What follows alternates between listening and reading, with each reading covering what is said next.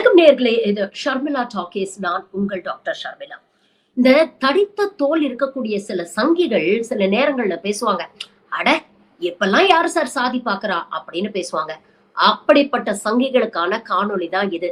இந்த காலத்திலயும் சாதி அப்படிங்கிற ஒரு விஷயம் எப்பேற்பட்ட பதவியில இருந்தவங்களையும் எப்படி அவமானப்படுத்த தூண்டுது அப்படிங்கிறதுக்கு இந்த நிகழ்வு ஒரு சாட்சி.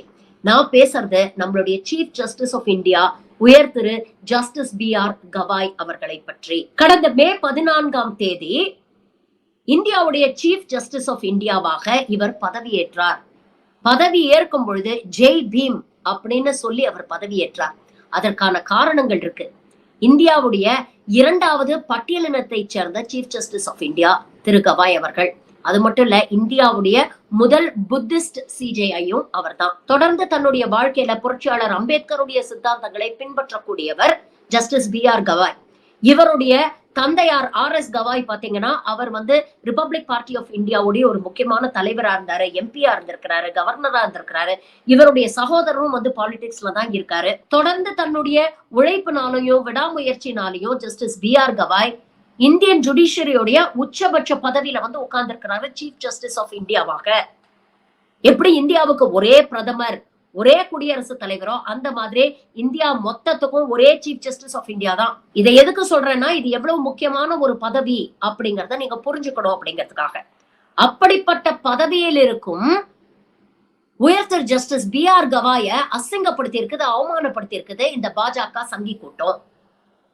இது வரலாற்று பிழையா இல்ல தெரிந்தே செய்த அவமானமா அப்படிங்கிற ஒரு கேள்வியை இன்னைக்கு நம்ம எழுப்ப வேண்டியிருக்கு. என்ன நடந்துச்சு அப்படின்னு பாத்தீங்கன்னா, CJI பதவி ஏற்றதுக்கு அப்புறம் மகாராஷ்டிராவில் இருக்கக்கூடிய மகாராஷ்டிரா பார் அசோசியேஷனும் கோவா பார் அசோசியேஷனும் சேர்ந்து ஜஸ்டிஸ் கவாய் அவர்களுக்கு ஒரு பாராட்டு விழாவை அரேஞ்ச் பண்றாங்க. ஜஸ்டிஸ் கவாய் மகாராஷ்டிரால பிறந்தவர் அப்படிங்கிறது குறிப்பிடத்தக்கது. அப்போ இந்த ஃபங்க்ஷனை அட்டென்ட் பண்றதுக்காக முதல் முறையாக சீஃப் ஜஸ்டிஸா பதவி ஏற்றதுக்கு அப்புறம் தான் பிறந்த சொந்த மாநிலத்துக்கு அவர் போறாரு. யோசிச்சு பாருங்க, தமிழ்நாட்டு மாநிலத்தை சேர்ந்த ஒரு பட்டியலினத்தை சேர்ந்த ஒருத்தர் சீஃப் ஜஸ்டிஸ் ஆஃப் இந்தியாவா அங்க பதவி ஏற்கிறாரு. அதுக்கப்புறம் அவர் முதல் முறையாக தமிழ்நாட்டுக்கு வராருன்னா இந்த அரசு எவ்வளவு மரியாதை கொடுக்கும். முக்கியமான அதிகாரிகள் எல்லாரும் போய் பார்க்க வேண்டியது புரோட்டோகால் இல்லையா? முதலமைச்சரை கூட நேர்ல போய் சந்திச்சு வரவேற்கலாம். அந்த அளவுக்கு முக்கியமான பதவி இது. நார்மல் புரோட்டோகால் படி மும்பையோட chief secretary, DGP, Mumbai commissioner, இவங்க 3 பேரும் புரோட்டோகால் படி அவரை போய் வரவேற்கணும். மகாராஷ்டிராவுடைய முதலமைச்சர் தேவேந்திர பட்னவிஸ் போனாலும் தப்பில்லைங்கிறனா. சரி, முதலமைச்சர் ஏதோ வேலை இருந்தது, அவரால் போக முடியல அப்படின்னாலும் இவங்க 3 பேரும் போய் அவரை வரவேற்கிறது புரோட்டோகால். ஆனா இந்த சங்கி கூட்டம் என்ன பண்ணிருக்கு, முதல் முறையா சீஃப் ஜஸ்டிஸ் ஆஃப் இந்தியா தன்னுடைய சொந்த மாநிலத்துக்கு வராரு. இவங்க யாருமே தலை வச்சு கூட படுக்கலங்க. இந்த ஃபங்க்ஷனை அவமானப்படுத்துறது மூலமா நேரடியாக CJI இவங்க அசிங்கப்படுத்திருக்காங்க, அவமானப்படுத்திருக்காங்க. இதற்கான காரணம் என்ன அப்படின்னு நீங்க கேட்கலாம். புதுசா ஒரு காரணமும் இல்லைங்க. பட்டியலினத்தை சேர்ந்தவர், இவர் ஒரு புத்திஸ்ட், அம்பேத்கரை பின்பற்றக்கூடியவர்கள். பதவி ஏற்கும் போதே ஜெய் பீம்னு சொல்லி பதவி ஏற்றவர். இவங்களுக்கு தான் அம்பேத்கர்னாலும் அரசியலமைப்பு சட்டம்னாலுமே அலர்ஜி ஆச்சே. அப்படி அடி வயிற்றுல இருந்து வெறுப்பு பொங்கி வருமே. அதனால நியாயமா இவருக்கு கொடுக்க வேண்டிய அந்த மரியாதையை கொடுக்க தவறி இருக்கிறது மகாராஷ்டிர மாநில பாஜக அரசு. அந்த ஃபங்க்ஷன்ல பேசும்பொழுது அவர் இதை குறிப்பிட்டு பேசுகிறார். அவர் என்னெல்லாம் மென்ஷன் பண்றாரு அப்படின்னு பாத்தீங்கன்னா, இந்திய அரசியலமைப்பு சட்டம் தான் சுப்ரீம். சனநாயகத்தின் 3 முக்கியமான தூண்களான நீதித்துறை, சட்டமன்றம், நிர்வாகம், இது 3மே ஈக்குவல். ஏன்னா 3மே கான்ஸ்டிடியூஷனல் அத்தாரிட்டிஸ். அதனால இவங்களுக்கு பரஸ்பரம் மரியாதை இருக்கணும். ஒரு துறை மற்ற துறைக்கு மரியாதை கொடுக்கணும். சட்டமன்றம் நீதித்துறையை மதிக்க வேண்டும், நீதித்துறை சட்டமன்றத்தை மதித்து நடக்க வேண்டும். நிர்வாகத்தில் இருக்கக்கூடியவர்கள் மற்ற 2 பேரையும் மதிக்கணும். நாம எல்லாருமே ஈக்குவல். ஒருத்தன் மேல ஒருத்தன் கீழன்னு கிடையாது. நம்ம எல்லாத்துக்கும் மேல இருக்கக்கூடியது அரசியலமைப்பு சட்டம். இந்த புரோட்டோகால் எல்லாம் வெறும் ஃபார்மாலிட்டி கிடையாது, இது ஒரு மரியாதை குறியீடு. அந்த மரியாதையை நிலைநிறுத்தணும். இதை கான்ஸ்டன்டா இந்த பொசிஷன்ல இருக்கக்கூடிய மக்களுக்கு ஞாபகப்படுத்தணும் அப்படிங்கிறதுக்காக தான் இது போன்ற புரோட்டோகால் எல்லாம் ஃபார்ம் பண்ணி வச்சிருக்கிறாங்க. ஆனா இந்த புரோட்டோகாலை நடைமுறைப்படுத்தாதது வருத்தம் அளிக்கிறதுன்னு தன்னுடைய வருத்தத்தை வெளிப்படையா பதிவு பண்ணியிருக்காரு. அது மட்டும் இல்ல, இன்னொரு முக்கியமான விஷயமும் சொல்லியிருக்காரு. ஏப்ரல் 8ஆம் தேதி தமிழக ஆளுநர் ஆர்.என். ரவிக்கு எதிராக ஒரு முக்கியமான வரலாற்று சிறப்பு மிக்க தீர்ப்பை உச்ச நீதிமன்றம் கொடுத்தது இல்லையா?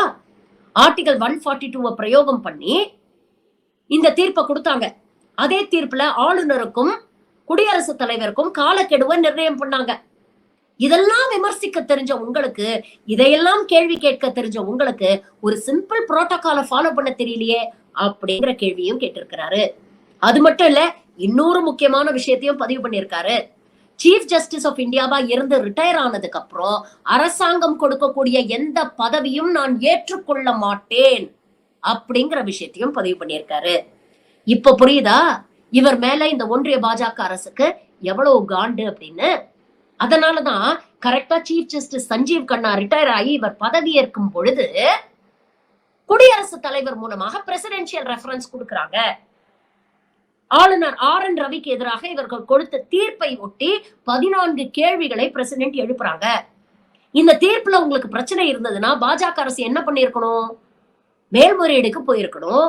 ஆனா இன்னைக்கு பிரசிடென்ட் திரௌபதி முர்முக்கு பின்னால உட்கார்ந்துகிட்டு கோழை மாதிரி அம்பை தொடுத்து இத ஒரு கான்ஸ்டிடியூஷனல் டிபேட் பாயிண்டா வைக்கணும், இது சம்பந்தமாக ஒரு கான்ஸ்டிடியூஷனல் பெஞ்ச் விவாதிக்கணும், இதை ஒரு பேசும் பொருளா வைக்கணும் அப்படின்னு முயற்சிக்கிறது ஒன்றிய பாஜக அரசு. ஆனா கவாய் போற இடத்துலலாம் ரொம்ப தெளிவா ஒரு விஷயத்த தொடர்ந்து பதிவு பண்றாரு. எந்த முடிவு எடுத்தாலும் அது அரசியலமைப்பு சட்டத்துக்கு உட்பட்டதாகத்தான் இருக்கும். இங்க யாருமே பெரியவங்க கிடையாது. உங்க எல்லாருக்கும் மேல வசந்து நிக்கிறது இந்திய அரசியலமைப்பு சட்டம் தான். அதை சிறுமைப்படுத்த நான் அனுமதிக்க மாட்டேன் அப்படிங்கிற ஒரு விஷயத்த அவர் தொடர்ந்து பதிவு பண்ணிட்டு வர்றாரு. நீங்க யோசிச்சு பாருங்க, ஜஸ்டிஸ் பி.ஆர். கவாயை ட்ரீட் பண்ற மாதிரி ஜஸ்டிஸ் சந்திரசூட ட்ரீட் பண்ணியிருந்தா இந்நேரத்துக்கு எவ்வளவு பெரிய பிரச்சனை வெடிச்சிருக்கும், எவ்வளவு சஸ்பென்ஷன், எவ்வளவு மெமோ பறந்திருக்கும். பிரைம் டைம் நியூஸ் சேனல்ஸ்ல இத ஒரு முக்கியமான விஷயமா எடுத்து டிபேட் பண்ணிருப்பாங்க. ஆனா ஜஸ்டிஸ் பி.ஆர். கவாய் பட்டியலினத்தை சேர்ந்தவர் தானே, புத்திஸ்ட் தானே, அம்பேத்கரைட் தானே. அப்படிங்கிற அலட்சியத்துலதான் இன்னைக்கு இந்த ஒட்டுமொத்த சங்கி கூட்டமும் நவத்வாரத்தை மூடிக்கிட்டு வேடிக்கை பாக்குது. இன்னொரு விஷயமும் சொல்றேன், இந்த ஃபங்க்ஷன் முடிஞ்ச உடனே நேரா கவாய் எங்க தெரியுமா போறாரு? சைத்திய பூமிக்கு போறாரு. அம்பேத்கரை தகனம் செய்த இடம். அங்க போய் அம்பேத்கருக்கு மரியாதை செலுத்துறாரு. 75 வருட சுதந்திர இந்தியா வரலாற்றுல இவர் தான் முதல் சீஃப் ஜஸ்டிஸ் ஆஃப் இந்தியா அங்கே போய் நேரடியாக அம்பேத்கருக்கு மரியாதை செலுத்தவர். அப்ப எந்த அளவுக்கு அம்பேத்கரையும் அரசியலமைப்பு சட்டத்திலையும் தம் மனசுக்குள்ள அவர் உயர்வா நினைக்கிறாரு அப்படிங்கறத யோசிச்சு பாருங்க. அப்படிப்பட்ட ஒரு மனிதனை தான் அசிங்கப்படுத்துது, அவமானப்படுத்துது இந்த சங்கி கூட்டம். ஒரு சீஃப் ஜஸ்டிஸ் ஆஃப் இந்தியாவுக்கே இந்த நிலைமைன்னா அப்ப சாமானியர்களுடைய நிலைமை என்ன அப்படிங்கறத யோசிச்சு பாருங்க. சொந்த முயற்சியில அவர் சீஃப் ஜஸ்டிஸ் ஆஃப் இந்தியாவா வந்திருக்கிறாங்க. ரீசெண்டா வரக்கூடிய எத்தனையோ தரவுகள், எத்தனையோ செய்திகளை உங்களுக்கு காமிக்க முடியும். சுப்ரீம் கோர்ட்ல இருக்கக்கூடிய 80% ஜட்ஜஸ் உயர் சாதியை சேர்ந்தவர்கள். 80% பேருங்க. இடைநிலை சமூகத்தை சேர்ந்தவங்க வெறும் 5% கூட இல்ல. மைனாரிட்டிஸ், பட்டியலினத்தை சேர்ந்தவர்கள் என்ன நிலைமை தெரியுமா? ஒரே ஒரு முஸ்லிம் ஜட்ஜ், 33 ஜட்ஜ் இருக்காங்க சுப்ரீம் கோர்ட்ல. அதுல ஒரே ஒரு முஸ்லிம் ஜட்ஜ், ஒரே ஒரு கிறிஸ்டியன் ஜட்ஜ், ஒரே ஒரு பார்சி ஜட்ஜ். அப்போ எவ்வளவு கடுமையான ஒரு போராட்டத்துக்கு அப்புறமும் இந்த பியூரோக்ரசி எல்லாம் தாண்டி அவர் இந்த பதவியில உட்கார்ந்து இருப்பாருன்னு யோசிச்சு பாருங்க. அப்படிப்பட்ட மனுஷனையே இப்படி அவமானப்படுத்துறாங்கன்னா சாமானியனுடைய கதி என்ன? இதனாலதானே தொடர்ந்து ரிசர்வேஷனை பத்தி நாம பேசிட்டு வரோம். 2000 வருஷமாக ஒடுக்கப்பட்ட ஒரு சமூகத்துக்கு அவங்களுக்கு போதுமான ரெப்ரசன்டேஷன் வேணும். கல்வியில அவங்களுக்கு ரெப்ரசன்டேஷன் வேணும், வேலை வாய்ப்புகள்ல அவங்களுக்கு ரெப்ரசன்டேஷன் கொடுக்கணும், அதிகாரத்துல அவங்களுக்கு ரெப்ரசன்டேஷன் கொடுக்கணும். அப்படிங்கிறது தானே புரட்சியாளர் அம்பேத்கருடைய கனவு. அதற்காகத்தானே ரிசர்வேஷன் கொண்டு வந்தாரு. ஓபிசியோடைய 27% வாங்கறதுக்கு நம்ம எவ்வளவு நீண்ட நிறைய சட்ட போராட்டத்தை மேற்கொள்ள வேண்டி வந்தது பார்த்துட்டு தானே இருந்தீங்க. அப்படிப்பட்ட சட்ட போராட்டத்துக்கு பிறகும் இன்னைக்கு ஒன்றிய அரசு அதை நடைமுறைப்படுத்துகிறதா ஒழுங்கா அப்படின்னு கேட்டாங்கன்னா அது ஒரு பெரிய கேள்விக்குறி. இவங்க எல்லா அரசு சொத்தையும் தனியார் மயமாக்கிட்டு இருக்காங்களே, அதற்கு பின்னால இருக்கக்கூடிய கருத்தியல் என்னன்னு தெரியுமா? தனியார் மயமாக்குனா தானே நீங்க ரிசர்வேஷன் கேட்க மாட்டீங்க. இடபிள்யூஎஸ் 10% மட்டும் ஓவர் நைட் கொடுத்துருவாங்க, எந்த தரவும் இல்லாம. ஆனா மத்தவங்களுக்கு ரிசர்வேஷன் வேணும்னா நாம சட்ட ரீதியாக கடுமையாக போராடி அந்த சட்டத்தை ஏற்ற வேண்டியிருக்கு. அதை நடைமுறைப்படுத்துறதுக்கு இன்னும் நீண்ட நெடிய போராட்டம் இன்னும் நடந்துகிட்டே இருக்கு. ஆனா எந்த வித கஷ்டமுமே இல்லாம 10% தூக்கி கொடுக்குறாங்க எக்கனாமிக் வீக்கர் செக்ஷன் அப்படிங்கிற பேர்ல உயர் சாதியினருக்கு. நோகாம நோம்பு கும்பிடுறது அப்படிங்கிறது இதுதான். அப்போ தொடர்ந்து இது போன்ற விஷயங்களுக்காகத்தானே நாம பேசிக்கிட்டு இருக்கோம். இன்னைக்கு ராகுல் காந்தி கேஸ்ட் சென்சஸ் வேணும் அப்படின்னு ஏன் தொடர்ந்து போராடுறாரு? எந்தெந்த சமூகத்துல எவ்வளவு பேர் இருக்காங்களோ அவங்களுக்கான போதுமான ரெப்ரசன்டேஷன் இருக்கா அப்படிங்கறத நாம பார்க்கணும், அதை மறுசீராய்வு பண்ணணும். 50% கேப்பே வேண்டாம் அப்படிங்கிறார். பிரைவேட் செக்டார்லயும் ரிசர்வேஷனை கொண்டு வாங்க அப்படிங்கிறார்.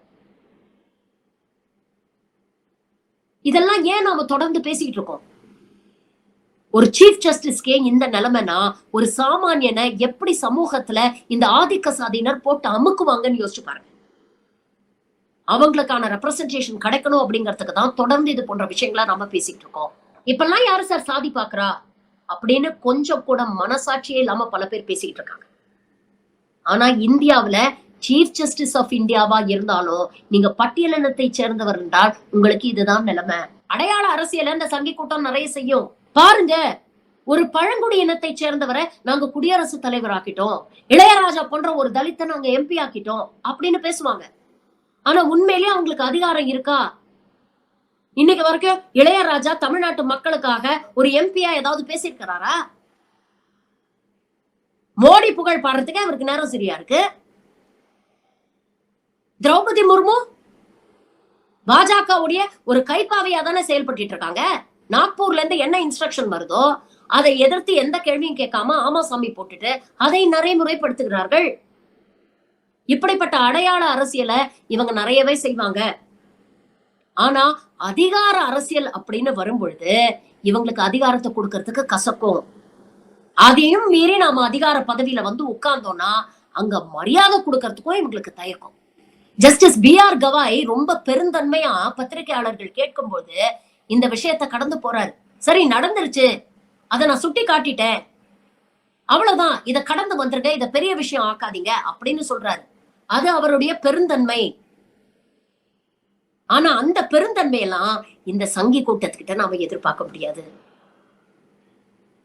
இப்பெல்லாம் யாரு சார் சாதி பாக்குறா அப்படின்னு தடித்த தோலோட சில சங்கிகள் பேசும். அவங்களுக்கான பதிவு தான் இந்த காணொளி.